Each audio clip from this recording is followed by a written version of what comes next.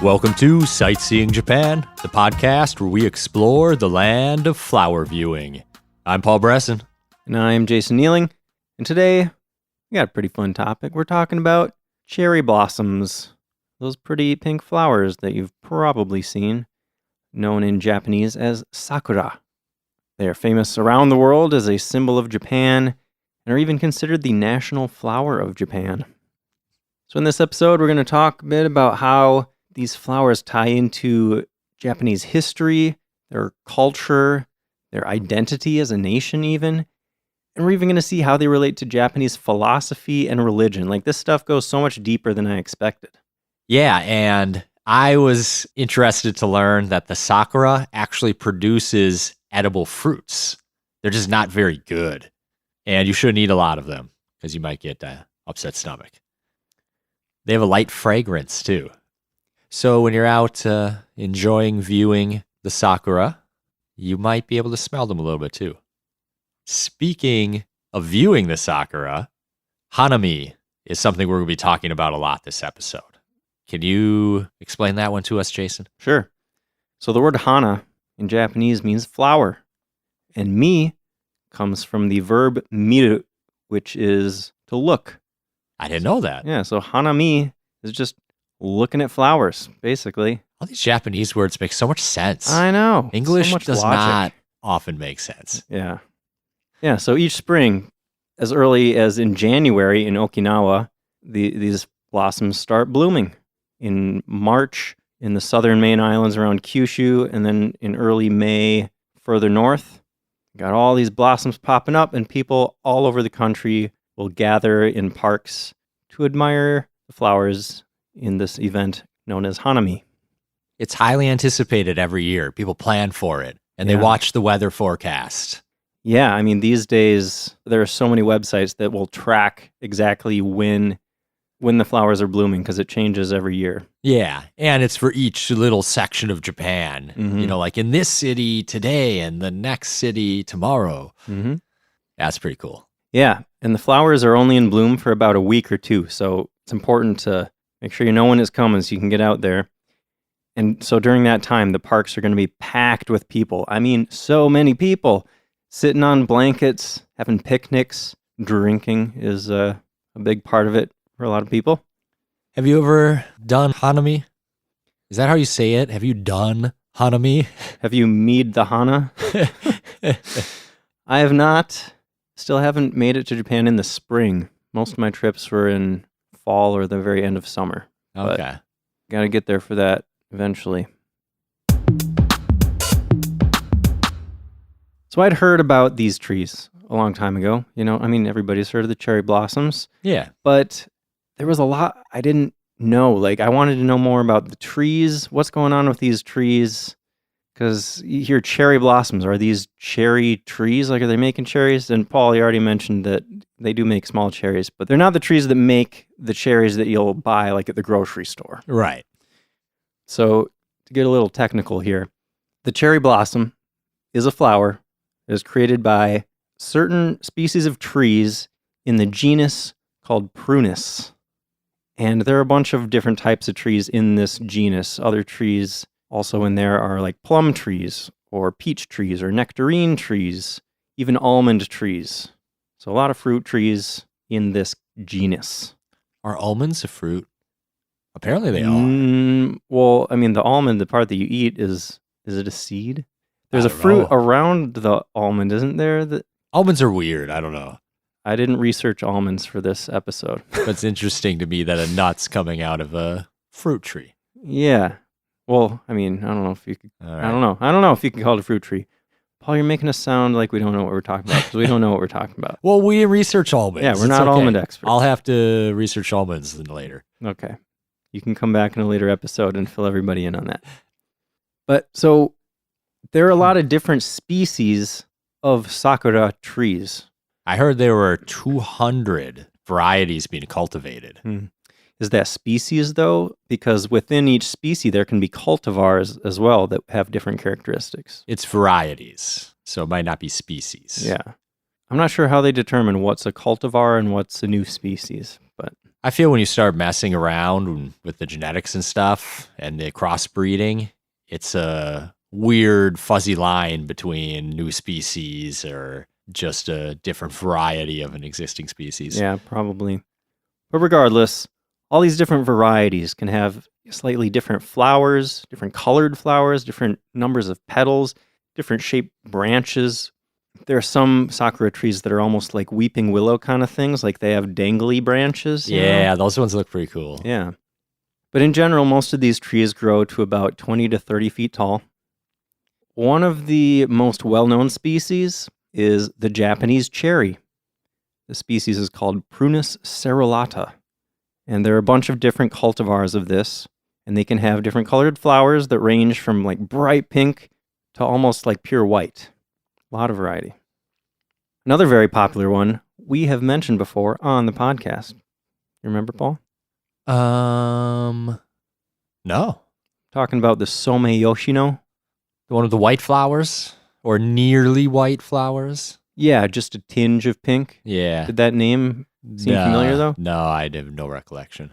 In the Olympics episode, we talked about Someti, the mascot of the Paralympics. Oh. She was named after this species. Okay, I got it. I probably remember reading that and being like, "What is that?" Yeah. and forgetting immediately. Yeah, but this species is a hybrid that was developed at the end of the Edo period in the mid-1800s.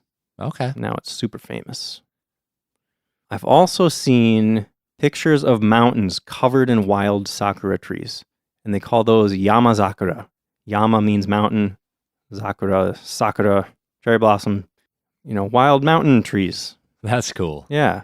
And there are a bunch of different species because they're just growing in the wild, So you end up with this mountain just covered in patches of different colored trees. You got a deep pink area over here and then some lighter patches, and some might be almost white. You got a real pretty mosaic kind of.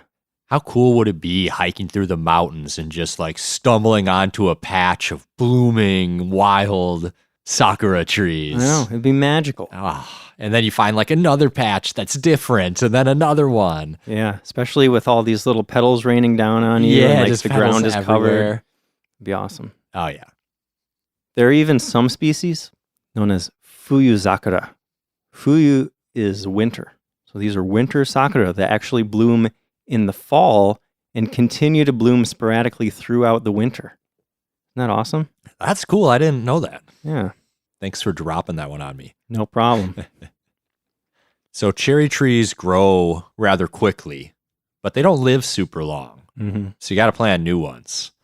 I saw somewhere saying you need new ones every 20 to 30 years, but then I saw somewhere else that they live 16 to 24 years or something. So I actually saw that most cultivars live 30 to 40 years.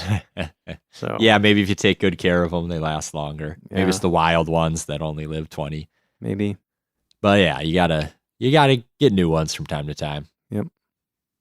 And in the wild, sakura trees grow not only in Japan, but in a lot of Asia.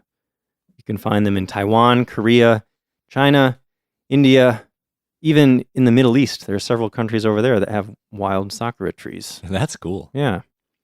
But these trees are so pretty and so popular and so famous around the world that a lot of countries have planted them, intentionally. Yeah. So you can find them in a lot of Western countries too, including Germany, France, the UK, Australia, and the United States, where we are. There's a bunch of places in the U.S., apparently. Mm-hmm. In 1912, Japan actually gave 3,020 sakura trees to the U.S. as a gift, and they were planted in Sakura Park in Manhattan. I assume the park was named after these trees. They didn't already have a park that was named Sakura Park, and this is perfect. We just got these trees now. We can fill up this park. That'd be pretty cool. Yeah. Also, a bunch of trees were planted in Washington, D.C., where they actually have an annual cherry blossom festival. Yeah, and I'd heard about that. It's famous enough. Yeah. I knew about that. Yeah, I don't think I'd heard of the festival, but I'd heard that in D.C. people like the cherry blossoms. Yeah, never been to D.C., but I should go. Maybe in the spring. Yeah, you've been talking about that, right? Yeah, I think I need to go someday. I just love history so much. Yeah, I bet you'd have fun. There are a lot of other states that have a bunch of sakura trees too. Did you know in Los Angeles, where we used to live, there are over 2,000 trees at Lake Balboa in Van Nuys? Yeah, that's crazy. I didn't know about that. I wish I had known when we were there. Yeah, I didn't either. I think I have a few other fun facts here. Just this seems like maybe the best place to stick them in here. I like fun facts. So you already mentioned the fruit a little bit. Most species of sakura do produce fruit, but they're tiny and not very tasty. So pretty much only animals are going to eat them. Because these trees, I mean, most of these species, well, a lot of these species were bred specifically for the flowers. People like looking at the flowers, so they don't really care about the fruit. Yeah. Another interesting fact, I think, is that like you can find sakura trees all over parks in Japan, but you'll pretty much never see them in Japanese gardens. Why is that, Paul? I'm going to say it's because the Japanese gardens are meant to be enjoyed year round. And having something that just blooms for like a week doesn't really fit into the ideals of a Japanese garden. Totally. They're going for a totally different aesthetic in a Japanese garden. And you pretty much never see any kind of flower in a Japanese garden, even. Yeah, you don't want the garden to be like, oh, it's the 1 week we should go to the garden. Like, no, you should go to the garden like all the time because it's peaceful and relaxing and beautiful. Yeah, exactly. You want to learn more about gardens? Check out episode 13. Talked all about those. 13. It's been that long. I know, wow. Right? That was a while ago. Another fun fact about those blossoms, they change color over time. So like a lot of them will start out as these really dark pink little buds, and then when they blossom, they lighten.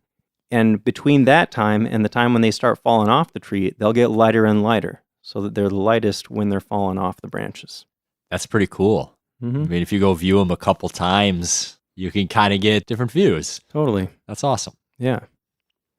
Did you also know most cherry blossom species naturally have 5 petals per flower, but some cultivars have been bred specifically to make more petals. Some have as many as 28 petals for each blossom. What? Isn't that crazy? I have never seen that. That's wild. Yeah, that's just like over the top. I actually read that in Japan, a lot of people would consider those ones to be gaudy. Yeah. They're just trying too hard. You don't need that many petals. Yeah, simple is beautiful sometimes. Yeah. Also, thought it was interesting that due to climate change, the sakura blooming times have actually been getting earlier and earlier every year. Sounds right. Yeah. Wow. That'll keep happening. Yep. Okay, I think that's all my fun facts. Was that fun? That was fun. I like Good. that. Glad you liked them. 28 petals. Yep. My goodness, that is gaudy. Yep.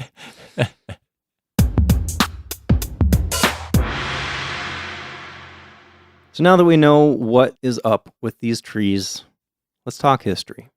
What's the furthest back thing you got, Paul? Rumor and hearsay that the custom of hanami started during the Nara period. I got a little bit earlier stuff. Oh, Yeah. What you got? Well, I mean, the very earliest thing I could find doesn't even have a specific date. It's just that, like at the very beginning, sakura were used to divine the year's harvest. At the beginning of time. I did see that, and that kind of makes sense. Like, oh, they're blooming, it's spring, let's plant. Yeah, and like, I wonder if the timing of that gave them some idea of like how the harvest would be that year. They're thinking, oh, it's going to be a great harvest because these flowers are gracing us with their presence. Well, they might not have had a calendar, so they didn't that's a even good know point. what time of year it was, and that's how they knew. Sure. If we're talking about in the beginning, that could be a long time ago. Yeah. Yeah.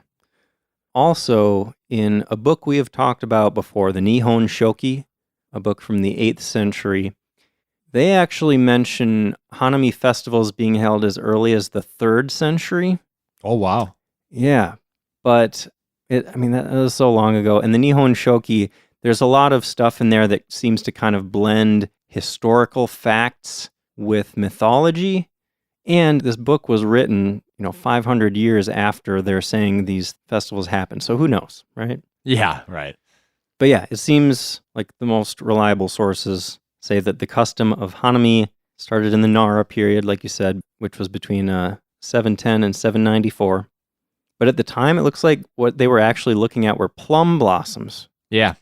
But by the Heian period, which came after the Nara period, starting in 794, by that time, cherry blossoms had become a lot more popular.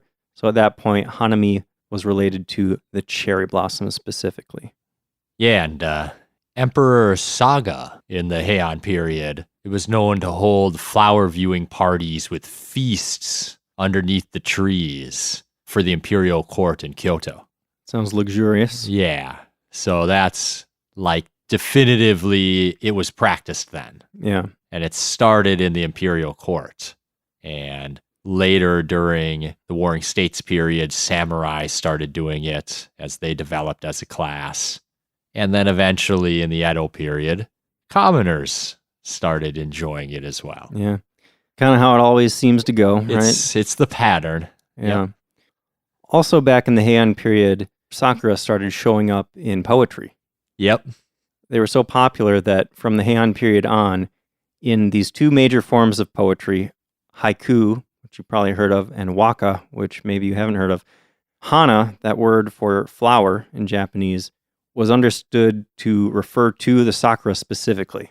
Yeah, I thought that was cool. Everyone just knew. Like, Yeah. oh, you're talking, yeah, it's the Sakura. Yeah. Obviously. Come on. Yeah. Only flower worth talking about. So like you said, in the Edo period, everybody was looking at flowers. Everybody's having a great time, sitting under these trees. Yeah, I think they started planting them more in public areas so that everybody Yes. could go out and enjoy. Right. Actually, in the 1700s, it wouldn't be sightseeing Japan if we didn't bring up the Tokugawas, right? Have to sneak them in there at least once. Yep. Tokugawa Yoshimune had a bunch of cherry trees planted, specifically to encourage the custom of going out and looking at trees. So people would have lunch and drink sake under the trees. And of course, the custom continues to today. And now, like I said, there are forecasts all over the internet so you can know exactly when to get out there. Makes it a lot easier than it used to be. Yeah, people make a party out of it. You know, they bring family and friends, make it a picnic, but they bring sake too, so they're drinking, they're eating. Mm-hmm. They go out in the day and they go out at night too. Different places will light the trees differently with electric lights or with the lanterns or spotlights. Yeah. And it's a totally different look. Some people say it looks more beautiful at night with just the flowers lit up with the dark background. I can So you imagine. just enjoy them more without seeing anything else. Yeah. If you do hanami at night, it's called Yozakura. So as we mentioned earlier, depending on where you're at and what your latitude is going to affect when the cherry blossoms bloom. But in about half of Japan, the cherry blossoms blooming lines up with the beginning of school and work after vacation. Mm. So it's welcoming parties. Welcoming parties are a big Japanese custom for clubs or workplaces or groups. So a lot of times for welcoming parties, they go out and do hanami. The whole group goes out and drinks sake and views the flowers and just hangs out in a park all day. That's just a common thing. It's an important part of a lot of people's lives that way. Yeah. That's cool. There's probably a lot of people that have good memories from like their clubs in school and things like that. That time we all went out together and saw the cherry blossoms, hung out. Yeah. So when people are looking for spots to view Sakura, Mount Fuji is really important. Mm. It's a really prized spot if you can see Sakura with Mount Fuji in the background. I bet. I've seen plenty of those kind of pictures on Instagram. You know, you got Mount Fuji just framed by these sakura branches. Yep. Everyone's trying to photograph Sakura with Mount Fuji in that 1 week when they're blooming. It's just a thing. Mm-hmm. But that'd be great. That looks super cool. Yeah. So, mentioned a few times that people drink sake while they're out there. Mm-hmm. It's also really common to bring bento boxes. So a lot of people just stop and grab a bento for everyone and a bottle of sake and go out and do hanami. Mm-hmm. For those that maybe haven't heard of bento before. Boxed lunch, pre-made boxed lunch. Yeah, they got these little compartments that separate everything, and they're real pretty, very carefully arranged with all these different colors and stuff. Yeah, they're fantastic. Yeah. Delicious and artful. Yeah, and inexpensive. Like you can pick up all sorts of stuff just at convenience stores. Yeah, it's going to be closer to $5 than like 10 or 12 of like getting anything from a restaurant. Yeah, depends on what you're getting. Right, of course.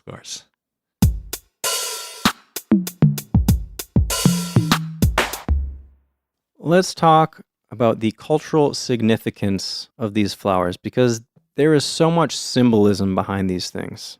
It's kind of amazing. Cherry blossoms can symbolize a lot of things. It can symbolize human life, transience, nobleness, clouds even. What do these things have in common? How are people like clouds? They exist. But they don't exist forever. That's the piece, is that it's all about the idea of impermanence. You know, these flowers are only around for a very limited time each year, and you have to appreciate them while they are around, just like life and clouds, right? Yeah, it's the whole cycle of life encapsulated into 1 week. Yeah. And so I have a couple concepts I wanted to mention. In episode 48, we talked about bonsai trees, and we mentioned a concept called wabi-sabi, which is about the acceptance of transience and imperfection. Yeah.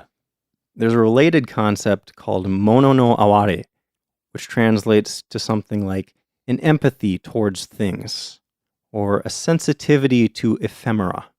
So, very, very closely related idea. It's almost like a wistfulness for these things that just won't be around forever, And these ideas also relate to Shinto ideals of impermanence, hope, and renewal. So these petals fall at the very peak of their beauty, and they remind us that life is beautiful, but also short. And you could think of this as like a really melancholy way of thinking about life, like a bittersweet kind of way of looking at the world. And there is sort of a sad wistfulness to it. But I really like this idea because it reminds you to appreciate things while they're there. You shouldn't always be looking into the future at what's coming towards you. You need to just stop and appreciate what you have sometimes, right? That's a great point. And also the fact that it's sad that they're gone, but the bloom is going to come next year. Mm-hmm. It's always going to come again, and you're going to get to keep enjoying the beautiful parts of life. Exactly. It's a cycle, just like the cycle of human life. Yep. The transience of these blossoms is also associated with mortality. The idea that, someday we will die, just like these petals are dropping to the ground. And the idea is we should gracefully accept our destiny and our karma. Like, we're getting into some pretty deep religious ideas now. And for this reason, sakura are often used in a lot of different types of Japanese art, even manga, anime, film, musical performances even, because they evoke a certain mood, Yeah, absolutely.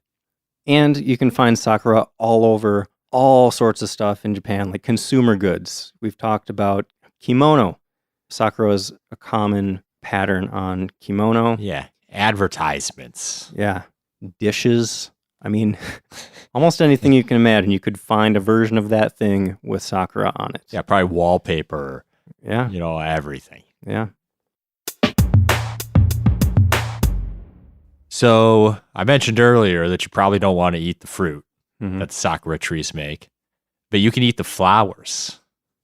They're pickled. The flowers are pickled, and then they're used in recipes like mochi cakes, candies, cookies, even ice cream, sakura ice cream. Yeah, pretty creative. Kind of nice. Yeah, you can get sakura Kit Kats even. You can get every Kit Kat. That doesn't surprise me one bit knowing Japan. Yeah. And their Kit Kat thing. I don't know what Kit Kat in Japan have going, but it's a thing. Oh, you don't know the reason behind that? No. Let me drop another fun fact on you. Yes, enlighten me. Yeah, Japan has all sorts of different flavors of Kit Kats. And the reason for that is wordplay. You know Japan likes wordplay, right? Ah, they love it. Kitokatsu means surely you will succeed. So it's like an encouraging thing. You might give somebody a Kit Kat if they have a big test coming up or something. Like, here, good luck. You're going to succeed for sure. Okay. Yeah. That's awesome. Anyways, what else do they do with The food? Sakura and food? Okay, so I have some details about this whole pickling thing. So Paul, you're familiar with umeboshi. Yeah. Umeboshi are pickled plums. Mm-hmm. And in the process of pickling the plums, you're adding a lot of salt that sucks out all the moisture out of the plums, right? Mm-hmm. So when you're making these pickles, you end up with something called umezu. This is the liquid that's left over after you make umeboshi. And that liquid is what is used to pickle the sakura petals. Interesting. Yeah.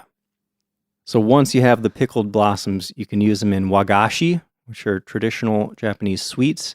Sometimes they're used in anpan, which is a sweet bun with red bean paste in the middle. If you take those pickled blossoms and you steep them in hot water, you get something called sakurayu, which is a sort of tea that is often drunk at festive events such as weddings. But it's not only the petals. Even the leaves can be pickled. And you mentioned like mochi cakes. Mm-hmm. They use pickled leaves and wrap those around mochi filled with red bean paste. And then you got something called sakura mochi. Oh, interesting. Yeah.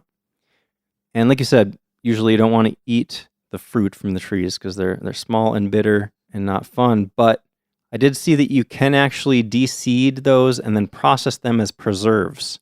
Yeah. Yeah. I assume they're adding a ton of sugar to get past the bitterness. To make them taste not terrible. Yeah. And something I've actually had, I've ordered Sakura Sencha. If you remember from the tea episode, we talked about Sencha, one of the most popular, or the most popular type of Japanese green tea. Yeah. So this tea I got had Sencha, but then it also had Sakura leaves in there. They added this sweet, sort of flowery, a Sakura flavor That's cool. in your tea. Yeah, it was good. I like that stuff. But you said that in the very intro, you said something about it's not good to eat a lot of the something, right? Yeah, the fruits can make your stomach upset, I heard. I don't know. I read that that's because the leaves and the seeds contain something called coumarin. I think that's how it's pronounced. Coumarin, which is a chemical that is toxic in large doses, actually. But I think you'd have to eat a lot to, I don't think they taste good enough that that's ever like really a problem. Right. I heard they use them in cocktails sometimes. Oh. I'd like to try like a Sakura vodka something maybe. Sure. Or Sakura sake. Yeah. There's some real fancy bars in Tokyo that like experiment with all sorts of like local fruits and stuff. I bet you could find some really cool Sakura drinks. All right, we're going. Yeah. We're going to hit a fancy bar next time we're in Tokyo. Yeah, man. You got to in Tokyo. Yeah, right? So Sakura have a long history of being used for military propaganda, or if that's the right word. A lot of weird stuff in the military. This totally blindsided me. I did not expect this at all, but it's even somewhat disturbing the way that this image has been used in military history in Japan. Yeah, it is. So in 1930, there was something called the Cherry Blossom Society. Now, when I hear Cherry Blossom Society, I'm thinking, oh, this is like a fun little club. A group of friends gets together and they really like cherry blossoms and they drink cherry blossom tea and, it's a fun, lighthearted time. I don't know. When I think that cherry blossom, I think violent coup. Okay. That's just me, I guess. Yeah, because this Cherry Blossom Society, known in Japanese as Sakura Kai, was a secret society formed by ultra-nationalistic officers in the Imperial Japanese Army. And what did they want to do? They wanted to overthrow the government. And start an empire. Yeah, a totalitarian militaristic state. That was their goal. Yep. I mean, Japan was already kind of an empire at the time, I guess. But they wanted to make it more so. Yeah. Yeah, those nationalists. It's crazy. And I assume they chose that image of the Sakura because they thought that that was like a symbol of a pure Japan, maybe? Yeah, it's like their equivalent of wrapping themselves in the flag. Sure, yeah. You know. Yeah. But they failed.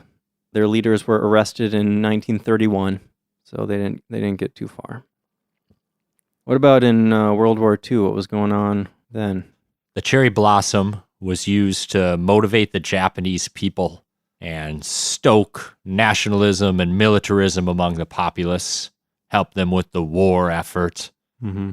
But Sakura also got very intertwined with kamikaze, didn't it? Mm-hmm. Kamikaze pilots, suicide pilots, they would actually paint Sakura on their planes or even bring a branch of a Sakura tree along with them on their mission. Yeah, I think it was in the same idea of the cycle of life and the rebirth and the death. Right. And they knew they were going out to their death. Yeah, and the government actually encouraged this idea. Like they said they wanted warriors who were, quote, ready like the myriad cherry blossoms to scatter. And they compared dead soldiers to cherry blossoms. Like, oh, that's just the transience of life, you know? That's so disturbing. I know. That thought. Trying to make their ugly war beautiful. Yeah. Gross. They even encouraged people to believe that the souls of fallen warriors were reincarnated into the blossoms. Yeah, that one's wild. Dark. Japan also used cherry blossom trees to claim land. They would send troops to occupy an area, and then they would have them plant a bunch of cherry blossom trees as like a marker, like this belongs to Japan now. Yeah, that's Japan. It's got a bunch of cherry blossoms. Yeah. It's just like any other part of Japan. Yeah, their colonialism was nasty. Mm-hmm. So that, I don't know, does that taint the idea of cherry blossoms for you, Paul? No, it doesn't. They're still a beautiful thing. It was a bad time with a bad government, and they used something beautiful in a bad way, but that doesn't ruin it forever. Not for me. That's good. So, after all that, on a lighter note, I thought it was kind of cool that cherry blossoms are a prevalent symbol in irezumi, which is the traditional art of Japanese tattoos. Oh, yeah. So you see a lot of cherry blossoms in tattoos, often with other recurring themes, like a koi or whatever. It might be a koi and there might be cherry blossoms kind of throughout the tattoo as well or something. Mm-hmm. That's cool. Yeah. I should get a tattoo in Japan sometime. That'd be so cool. You know how they used to, I mean, if you want a traditional Japanese tattoo, you know how they did that, right? You got to get the needles. No gun. They're just pounding each little dot of ink into you with a needle. one at a time. Yeah. It was not pleasant, it sounds like, to me. I mean, it never is getting a tattoo, but it sounds even more unpleasant. Yeah, but at least with the, electric machine, it goes a little faster. Yeah. Get a small one. It'll have to be a small one. Something you can knock out in a few hours even. Yeah. Even that way. Yep. You got anything else about cultural relevance or anything else? Nope. I think I'm spent. All right. I mean, that was a lot. It's more than I thought going into, we're going to do an episode about cherry blossoms. Yeah, there's a lot to say about them. Yeah. And if you want to visit Japan and see the cherry blossoms, like we said, they're everywhere. Like, you don't need to go to a specific place to see the cherry blossoms. Just make sure to look up the times that they're going to be blooming in the place that you're going to be. Yeah, you just got to be there at the right time. Mm-hmm. My first trip to Japan, our last full day there, the cherry blossoms bloomed where we were. Oh, I didn't know that. Yeah, we were in Tokyo. We walked through Ueno Park, which is famous for its cherry blossom trees. And it was just so packed. I bet. Like, there were, so we didn't sit down and whatever, because we couldn't really. But we walked through the whole park a couple times and took some pictures. It's pretty cool. It's pretty cool. And going somewhere even more remote might be great too. Yeah. So highly recommend it if you're going to be around in the springtime. See if you can make it happen. Yeah, I will. Otherwise, go to Washington or New York or Georgia or all the other places they are. It's worth it. Cool. Well, if you have a fun Sakura-related story, send us an email. Tell us about it. We're at feedback@sightseeingjapanpodcast.com, which is incidentally our website. You can visit to find all our episodes and some cool pictures. Yeah. Paul, what's our next episode going to be about? On the next episode, we will be talking about the city of Osaka. Osaka's a cool place. We talked a little bit about it in our episode about the Kansai region. But in this next one, we're going to go into more depth on Osaka specifically and all the cool stuff to see and do and eat there. Yeah, Osaka is the home of my favorite Japanese baseball team. But I'll try not to talk about baseball very much. You can indulge a little bit. It'll be a good time. Join us on the next episode. Yep. Thanks for listening. See you next time.